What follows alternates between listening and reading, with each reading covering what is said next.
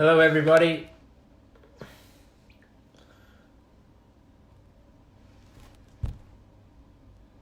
I am just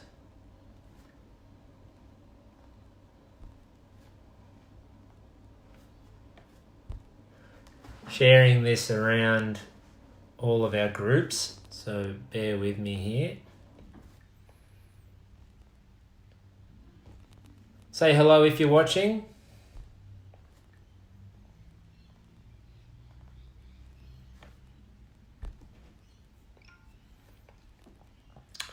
I'll just be a few minutes here while I share this around to our other pages.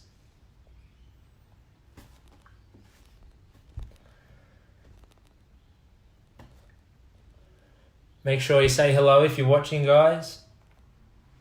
And if you just give me a minute or two.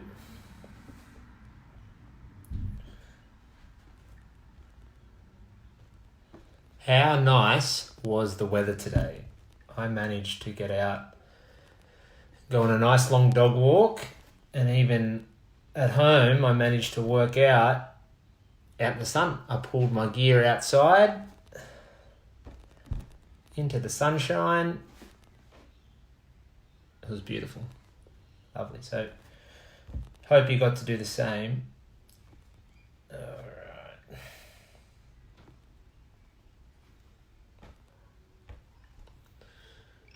Say hello if you're watching there, guys.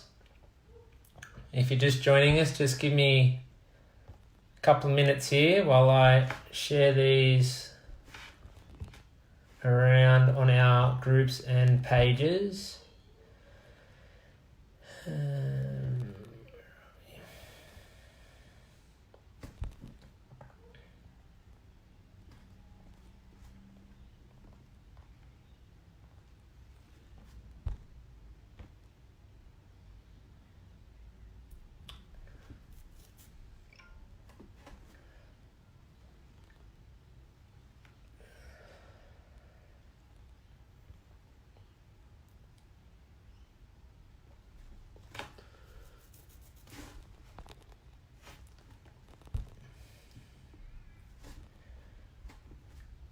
So while I'm doing this, guys, what we are going to be talking about today is how to stay on track, consistent and motivated with our training during this pandemic, so during COVID-19. So if you do have any questions or any, issues or concerns or anything about this, make sure you post them below so I can address those. There have been a few questions asked today and I'll be answering those and putting my take on some tips to help with the training side of things. So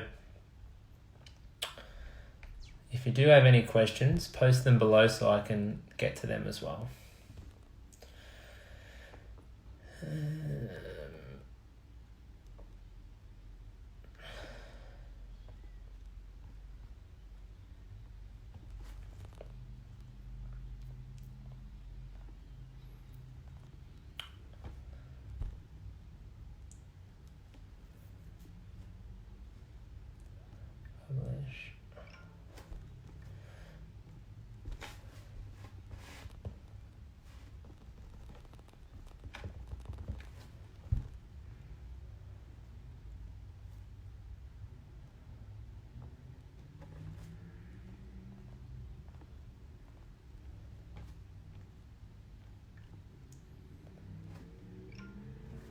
And just one more I've got to do here, guys, and then we'll get into this.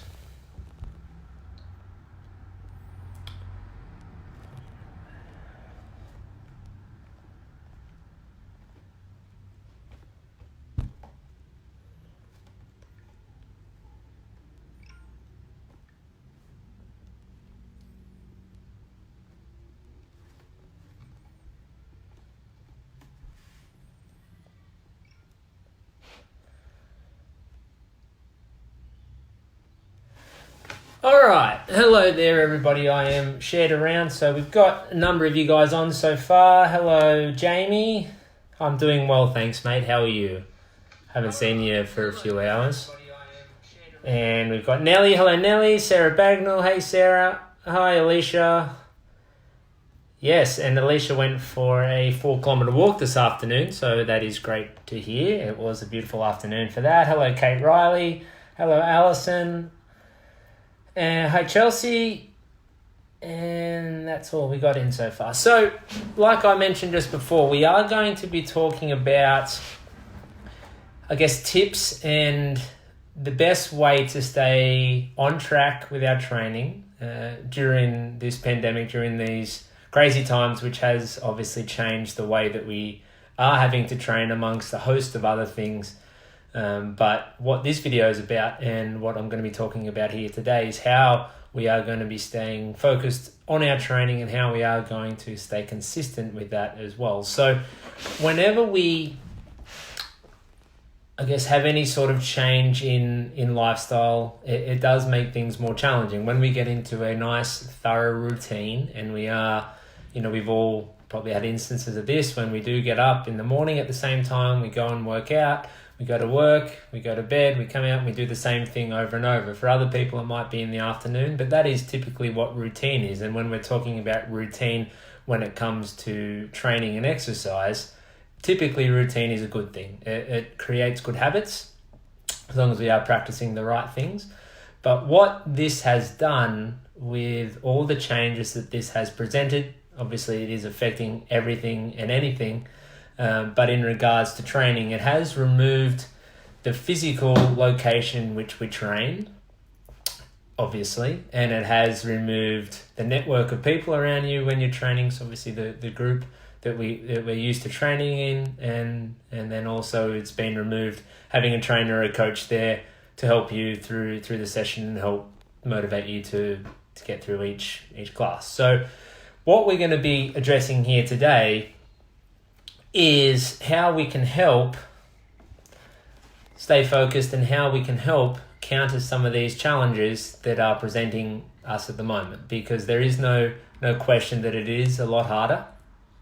Let's call a spade a spade. It is a lot more challenging when you don't have the support of someone there in terms of a trainer or a coach. You don't have the people around you to help encourage you to get through the sessions. You don't have that positive environment. But at the moment, unfortunately, we really don't have any other option. So in times gone by, there are people who do prefer to train by themselves, and that's just what works well for them. And then there's other people who prefer to go to the gym, and then there's other people who like to go to group classes or boot camp, like obviously you guys do with us. But at the moment, we don't really have a decision to make. It is something that we are having to do. We are having to train solo. If by chance you do have someone to train with, obviously socially distanced, of course. But obviously it still isn't the same as when you are training in the group dynamic at boot camp or in a class or session dynamic with a trainer and with other people around you. So we are going to address today my tips and what I feel like is going to be able to help you stay consistent with your training, because obviously as you know, that is the name of the game. Consistency is the most important thing. So what we'll talk about that is how I can help you with that. So one of the things that I find is helpful for me. So some of you may know, some of you may not know, but 90% of my training I do by myself. So there are times when I do meet up with someone, whether it be Brody or Jamie or Ryan or Steve or I do have a few other friends outside of them as well, and I will train, but the majority of my training is done by myself. So, and I have done that for probably the last 2 years, I'd say 2 years or so. And I do have a setup here at home, or even if I am training at one of the gyms that I'm at, I do it by myself. So what I have found to be helpful for me is to pick a time and stick to it. So this is something that I have spoke you guys about before. When just because you don't have a class time to meet, so obviously if you're used to going to a 6 a.m. session, that is the time you turn up to the session, you go through for your time there, and then you finish, and that is your schedule that you're aiming to keep. When you're training by yourself, you don't have that. You can effectively make or break your schedule as easy as possible. So, and it is very easy. So I always find that I work best when I pick a time, whether it be in the morning, let's just say it is after I finish my block of morning sessions and that time is 8 a.m. That's when I commit to starting my training, and that's when I go. If it is later on in the day, in the afternoon, it might be 2 p.m., I will say, hey, I'm going to work out at 2 p.m. and I hold myself accountable for that time. And the reason I do that is because if you don't have a time in your mind that you're going to do it, it is very easy to delay this and to keep putting it back and putting it back. And what happens when you continue to put something off and you procrastinate is you don't do it at all. So that has been very important for me, and that has been very important for people that we have helped create consistency within their training. It is making a time commitment to yourself, whether that is something that you physically write down. It might be something that you write down in your phone, in notes, or there are some people I know who even set, a calendar, reminder when that is, when they go and work out, whatever time that is. But we need to try to replicate the same accountability that you have with the timetable that you're used to training with at boot camp or at the gym.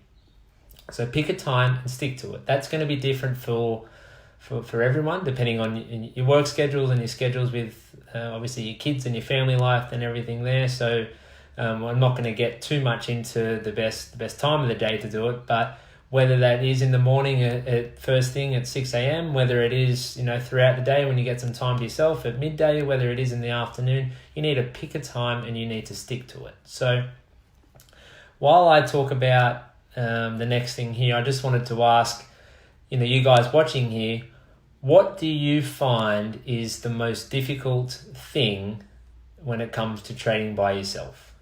Okay, so there is the fact of just getting out and starting. Is it that once you start, you can't be bothered and then you stop? Is it the thought of it is sometimes too difficult? What do you find is the most challenging thing for you guys to get going when you're training by yourself? And that's, like I said, I think setting that time that you do it is a big benefit and something that's going to definitely help you guys out. Hello, Alison. I miss you as well. Okay, so have a few more people on here. Hello, Ryan. Hey, Emma. Hey, Brody. Diana. Okay, so Alison has just made comment here. Alison from our Adamstown location. And she's saying doing a proper warm-up is something that gets her, is her biggest issue. So I'm going to, and this is something I have spoke to Alison about in person, but I find myself as well, once I get warmed up, I am ready to go. So a warm-up is exactly what it sounds like. You are warming yourself up, warming your body up to be able to train. So I find for myself, once I get warmed up, whether it is just getting my heart rate up slightly, doing some skipping, I've got a few machines at home, doing some bike or doing something that is going to elevate my heart rate slightly, obviously not to the point where it is wearing me out, that gets me in the position where I am ready to train. Excuse me. I feel that sometimes before that, if it is a bit of a colder morning, or I am lacking a little bit of that drive to train, I find that 9 times out of 10 after I do a warm up, and that can only be sometimes 3 to 5 minutes, and after that I'm ready to roll. So Alison is saying doing a proper warm up. So I guess what you're looking to get out of a warm up is 2 things. So you are looking to elevate your core body temperature to the point where you want to have a light sweat. So not something where you're dripping with sweat, but after you finish a warm-up, you want to have a very light sweat, bit of perspiration dripping off your forehead or on your clothes, to the point where you have elevated that core body temperature slightly. The other one is that you want to be warming up the joints and the muscles that you're going to be using. So obviously when you are starting a workout and when you are warming up, you're going to know what the warm-up's going to consist of. So if it is something that is predominantly lower body, it doesn't make too much sense for you to be doing a bunch of upper body stretching and mobility work to make sure your shoulders, are loose. Although obviously, that is important, but if it is a lower body focused workout, making sure you get those legs warmed up, your hamstrings, your knees, your hips and your ankles warmed up a little bit there. So we actually do put our warm-ups in on Waterfire each day. So if you are unsure, Alison, of a good warm-up, jump on there and have a look through the warm-up each day. And if you follow that, that's going to be a good starting point. Okay. So Nelly Philp from Wallsend, her biggest issue is starting. So that is the next thing. So just the fact that you do need to start the workout, and now I can kind of piggyback off what I mentioned there before. A big part of that starting is getting that warm-up done. So obviously there is a whole process before that when you are getting ready and setting your time and putting your clothes on and everything there, which all come into it. So my advice for you would be make a time each day. So if that is 7 o'clock in the morning, put that in your phone, write that down, and come hell or high water, you are going to work out at 7 o'clock. That means that prior to 7 o'clock, and ideally the night before, especially if you are working out in the morning, you want to have everything ready to go. You want to have your clothes ready. You want to have your shoes ready. You want to have your drink bottle ready. You want to have your towel ready. You want to have your area set up, whether that be out in the garage or wherever that may be at the moment. That all needs to be ready to go before 7 o'clock. So sometimes not having even just one of those things in place and prepared can be enough to deter you. So if you can have all the motivation, all the goodwill in the world, and if you can't find your shoes at 6:55, there's a good chance you're not going to work out at 7 o'clock, and there's a good chance you're not going to work out at all for that day. So you need to be prepared. Once you are prepared and you have held yourself accountable and starting at that time that you've set, start that warm-up, get your heart rate up slightly, start to do a little bit of warming up in those areas that we're going to be working on, and that's going to be a really great point for you to be starting that warm-up and starting that process, and then the workout itself will follow a lot more easily. Kylie Gray, so her issue is keeping up. So I assume from that you mean during the workout, and obviously when you don't have people around you, it is easy just to take it a little bit easier, so to speak. I don't want to say slacken off because it's not something that's necessarily negative, but it is a lot easier for ourselves just to take it a little bit slower than we would when we have a group around us or have a trainer there. So that's probably something that isn't as important as you think, Kylie. So if you are only working out at, let's say, 80% of the intensity you normally would, that is still a hell of a lot better than not doing it at all. I found when I started training by myself back a few years ago, that was something that was hard for me, being able to push myself the same way that I would as if I was with someone else. But I found that over time that started to improve. I didn't let it get me down. I didn't see it as a negative. I just found that was something I could improve on. So if your biggest issue is that you're struggling to push the pace in your workout, I wouldn't let that bother you. The fact that you are working out regularly and consistently is a lot more important than the intensity you work at. That comes next. Once you get this down pat, once you get consistent with your training, then you can look at pushing yourself a little bit harder, but don't let it get you down right now because you're doing a great job. Kate Riley, so getting pumped up to push myself the whole workout if I'm not in the mood. So that is effectively what I believe Kylie was saying there just before as well. So the same as what I just said there about Kylie.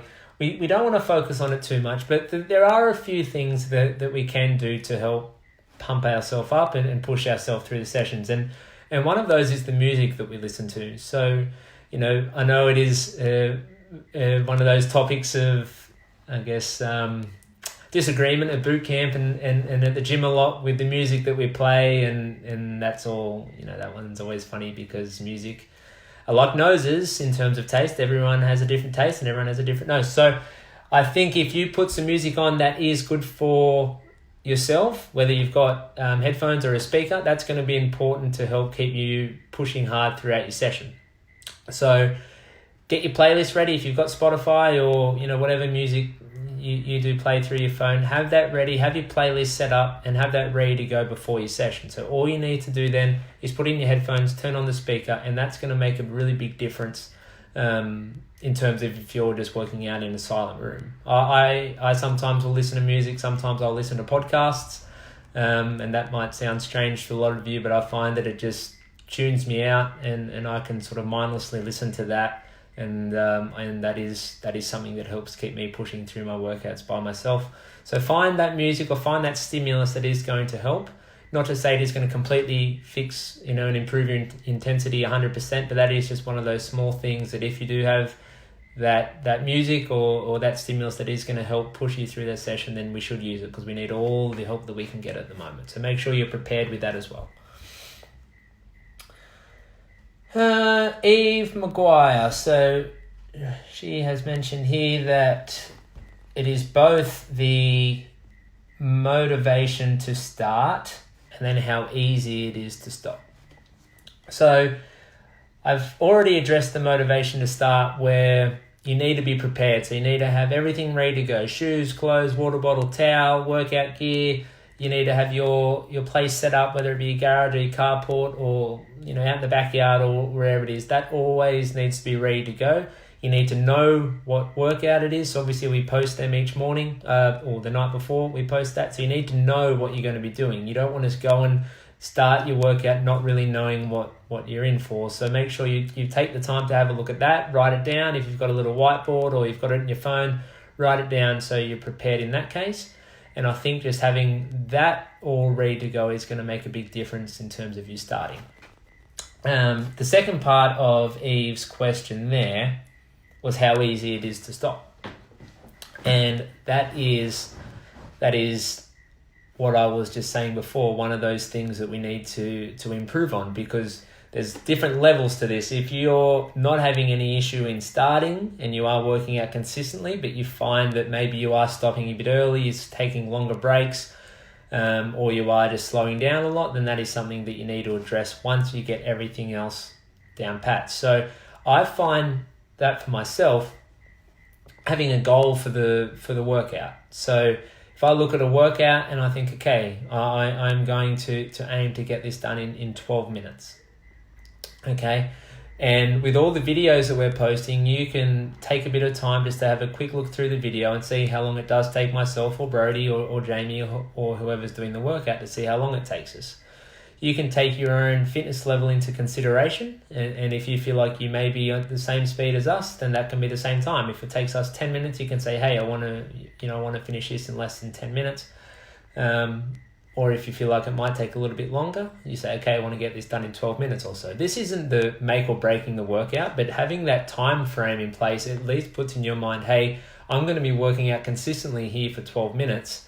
I don't want to come hot out the gate and effectively start with a sprint, and after 2 minutes I'm ready to slow down. So I've spoke about this before when you look at pacing in a workout, and that's why it's important to know how long you are going to be working out for, and then be able to pace yourself throughout so you don't get to the point where you do need to stop. A lot of the time when you do stop during a workout is because you've gone out too fast too early, and your heart rate is completely elevated, your muscles are screaming, full of lactic acid, and you do need to stop. So take things a little bit slower, and the more that you do this, the more you will start to understand more about your body with the pace that you're comfortable keeping. It was like when I started running a bit more. I used to be a very average runner, and I did the same thing. I would start out very quickly, and after a kilometre or 2 kilometres, when I was trying to run 5 kilometres, I would get to the point where I need to severely slow down or even stop at times. Now that I've done a lot more of it, I know what pace I can hold for a 5 kilometre race quite comfortably. And if I push faster than that, there's a good chance I would need to slow down. But it all comes back to my fitness with running and what I feel like is comfortable for me. So take some time to think about your pacing, Eve, because that's going to help a lot when it comes to the workout and preventing you from having to stop because you are taking things a little bit slower to start. Okay. Liz Fulp mentioned mostly getting started, so I addressed that earlier. So I'm a big advocate for being ready, being prepared, have all your workout gear ready to go, clothes, water bottle, shoes, towel, workout gear ready to go. Know what workout you're going to do. Don't start to think about that once you get out ready to go. Get started with a warm-up, get your heart rate up, get a light sweat, and that's going to make things 100 times easier when it's time to actually start your workout when you have done all those steps before it. Diana Purvis. Hello, Diana. Having someone there to do it with you is more... Sorry, I'm just with more motivation and pushes me. I find it hard not having that sidekick. Yep. So, like I mentioned at the very beginning, this is a time when it is, obviously we are all in an uncharted territory when, we are lucky if we do have one person we can do it with, and obviously that one person needs to be socially distanced. But most of the time it is going to be by yourself, and that is the challenge, because especially for most of us who are a part of boot camp or active, when we are used to training in a group environment, we aren't used to working out by ourselves. So this is a challenge for all of us, and there is no question that when we have someone that we're working out with, or there's a group of people that we're working out with, it is a lot easier. So that is the hurdle that we do need to overcome here. If we, like I mentioned, if we are lucky enough to have someone we can do it with, whether it be your partner, or you are meeting up with one friend and social distancing and everything there, then that's going to make things easier. But if you are doing it by yourself, that is something that is challenging. And I told my story earlier when I started working out by myself about 2 years ago, and that was hard for me. But the more I did it, the better I got with it. So having clarity with the workouts. So there's a reason why our workouts are short and fast and we have multiple workouts. If we were to write a 40 or 45 minute workout for you guys, like we sometimes do at, say, a boot camp session, then good luck trying to keep up and do that by yourself when you are already struggling with that motivation. We feel as though that when we put a program together, if it is 8 minutes or 10 minutes or 12 minutes, we are much more likely to be able to push our way through that and work hard at that than we were if it was a longer period. So like I just mentioned before, I think it was to Eve, having a goal in mind for each workout. So if you look at that workout, if you've seen me do it in 10 minutes, if you think, hey, I'm going to try and challenge Mitch and beat his time and try and get under 10 minutes, then that's great. Set your timer, go, and then your goal for that workout is to finish in under 10 minutes. Whether you do or not, it's not that much of an issue, but having that goal in mind for each workout is going to help keep you focused in that workout and help you push hard. We normally get that from having someone next to us or multiple people around us in the group and having a trainer there encourage you through the session. But without that at the moment, we need to look at other ways that we can help ourselves get through the session. And I think having a specific goal for each workout is going to be really important. And like I said before, there's a reason that we're having these workouts shorter and faster, but having multiple workouts. So if you do that 12-minute AMRAP and your aim is to get 300 reps, let's say, then you can zone in on that. 300 is your goal. After you finish that, you can take a short break and then you can start that next workout if you are someone who is doing the bodyweight workouts and the workouts with their dumbbells and kettlebells as well. So make a goal each workout and that will help. Liz, hard to push myself on my own, and Emma's story, I'm with Diane, I struggle being by myself, I work way better with others. So that's just what I was mentioning there. There's no question that it is a lot harder and a lot more challenging by yourself. So that's why we need to find other stimulus that are going to help keep us motivated, because at the moment we don't have anyone around us to help. So I mentioned earlier, having good music on is going to help as well. Having a goal in mind for each workout. So just taking a few minutes to look at the video that we've posted for the workout, see how long it takes us. You can make a judgment call how long you want that to take you, whether it be the same amount of time, maybe it is a little bit longer, or perhaps it is even a little bit faster, and have that as your goal for each workout. So if it is a 10-minute AMRAP, pick a number of reps as your goal, and that is what you're aiming to push hard to. Obviously, it isn't the same as when you have other people around you and a trainer, encouraging you on, but that is going to help with each workout we do if we have a goal in place. Okay. Alison from Adamstown, I've been walking the dogs for 45 minutes and then coming back and doing one of the posted workouts. Sorry, I've just lost it here. Is that sufficient? Yes. 45 minutes is more than enough time that you need to warm up. I'm probably in a bit of a similar boat. I normally do walk my dogs each morning, and then I will go down and we normally film our sessions each day here at Cardiff. But by that time, I've already been walking, whether it be a 30 or 45 or even an hour long walk. So I am warmed up. If I had just rolled out of bed and then tried to work out, it would be a very much different story. But for you, that is good. Alison from Walls End, I just want to say thank you for all your great workouts. Working out at the moment is the only thing keeping me sane. Thanks from the bottom of my heart for your support and encouragement. Thank you, Alison. That does mean the world to us, and I am glad that it is helping keeping you sane. Alison works in one of our hospitals as a nurse, so I imagine the stress levels are quite enormous at the moment. So I am glad that we're able to help you manage in this situation. So that's great to hear. Okay, a couple more here. So we've got Emma Story. Completely forgot about Whatify. Go on and have a look. Let me know if you have any questions of how to navigate it, but it is quite easy. Alison again. So I love the workout. It's my mental health now being practicing in isolation. Any tips for mental health? I'm not an expert on mental health, surprise, surprise, but one thing I do know is that physical health and exercise and training will improve mental health. So I'm sure there are other practices to help with this, and there are people you can speak to in regards to improving your mental health. But one thing that I know from my experience with working with members and clients for years, and one thing for myself, is when I am being active and when I'm working out, when I'm training well, and when I'm being consistent with that, my mental health is great. So I feel as though the correlation between training and your physical health and your mental health, will go up, hand in hand. So if you focus on that, then I think that's going to really improve mental health as well.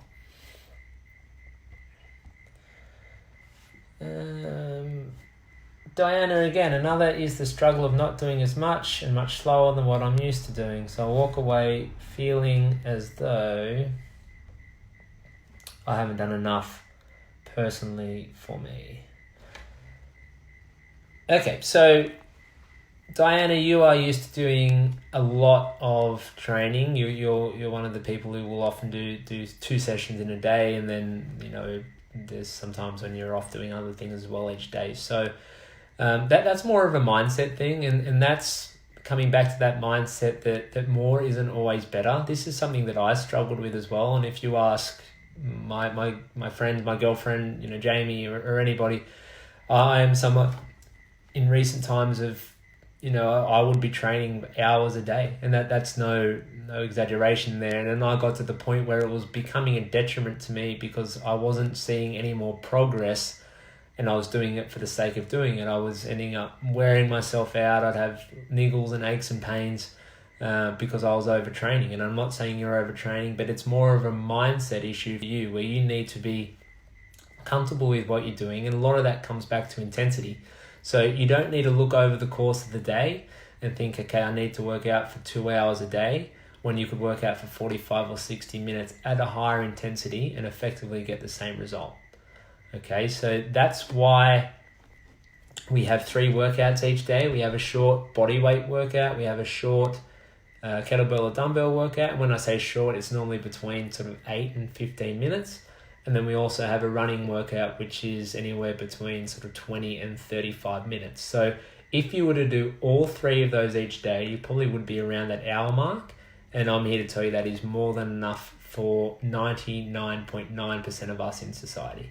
So most of us, we are at the point where we wouldn't even need to be doing that much. We have those 3 options for people who are wanting to do a little more, and for people who want to maybe focus more on their running, or they are wanting to do more stuff just with their body weight because that's all they have access to. Other people want to use some weights, but all 3 of them are there for, like I said, for variety and for people who are wanting to do a little bit more.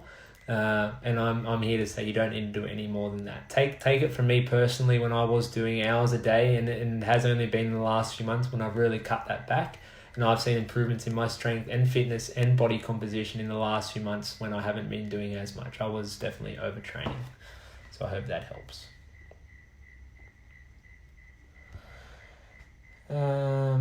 Emma Story, I think being accountable for my goals is a definite barrier. I just don't know what I can and should be achieving. Okay, so you need to define what your goals are.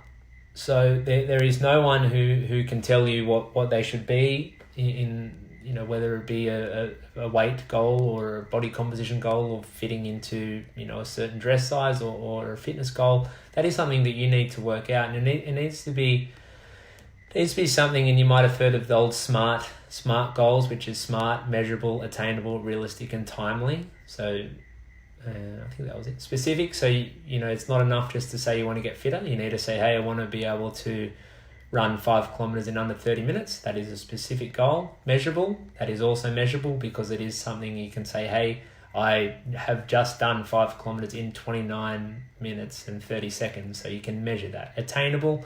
So that is something that, can't be, and that sort of ties in with the next one, which is realistic as well, because, it's all well and good to have goals, but if you're trying to run 5 kilometers in 10 minutes, it's just not going to happen.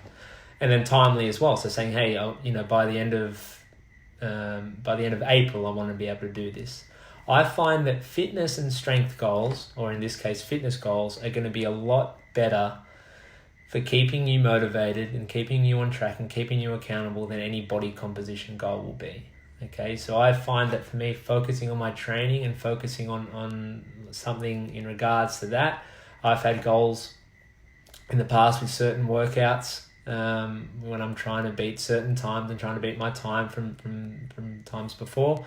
And that was sort of the whole principle of what our fitness testing was going to be, where we're doing the same workouts regularly every month or so, and we're trying to improve on that. And I feel as though without that, if we are just focusing on the scales, which is what a lot of people do, then that is recipe for disaster, because that is not a true indication of how your training's going. It's not a true indication of how healthy you're being. It can really just be that sometimes we are, in that time of the month where hormones are doing their thing, or sometimes you're holding on to a bit more water, and all of a sudden you put on 300 grams and you've got this mentality that everything's not working and you get really down on yourself. So if you focus on goals around your training, I feel like that's a lot healthier way for you to approach this. If you want some help with that, then send me a message after this, and I'll be able to help you come up with some goals for that.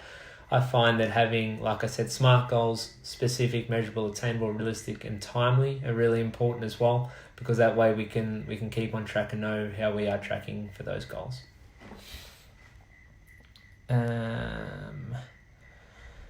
Andrew Bramble, the shorter workouts are great, much easier to achieve when you've only got a small window of uninterrupted time. Thanks, kids. Thank you, guys.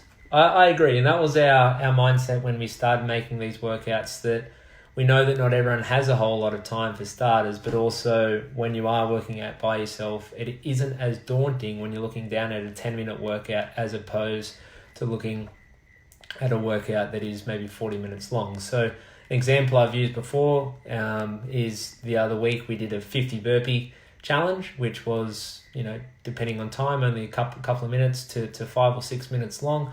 If that was 500 burpees, how many of you guys do you think would have done it? And I'm here to say that not many, if any of you would have. That would have probably taken anywhere between 40 and 60 minutes. And that's just not something that is going to motivate you to want to do that. So short and fast with our workouts, given the different changes in the environment, we feel like is the best way to do it. And we also have multiple workouts for those of you who are wanting to do some more. So thank you for the feedback, Andrea.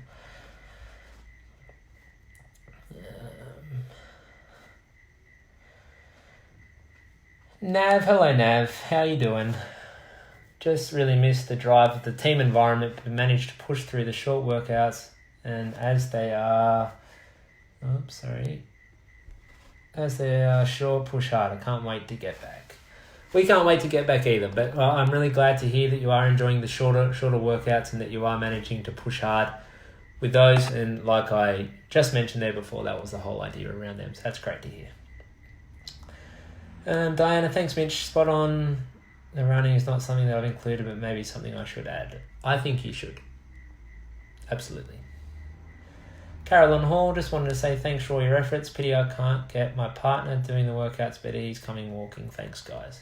Thank you, Carolyn. That's very, very, very kind of you. And that is something I have spoke to a few people about. We're trying to get their partner involved, and I have got actually a few text messages today from some of our members here at Adamstown who have managed to get their partners involved. So I think that's great.